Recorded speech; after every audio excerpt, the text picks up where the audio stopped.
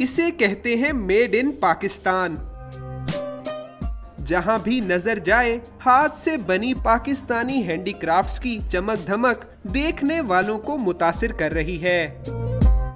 बात करें सफेद पत्थरों से जड़ी ज्वेलरी या फिर लकड़ी से तराशे हुए दीदा जेब शाहकारों की, नुमाइश में रखी गई हर चीज मुनफरिद और नायाब है। लाहौर चैम्बर के ताउन से मुनक्किदा तकरीब में चारों सूबों गिलगित बल्तिस्तान और कश्मीर की सकाफत पर मबनी हाथ से बनी मसनूआत रखी गईं, जिसका मकसद पाकिस्तानी हैंडीक्राफ्ट्स की हौसला अफजाई करना है। जरा नम हो तो ये मिट्टी बड़ी जरखेज है साकी।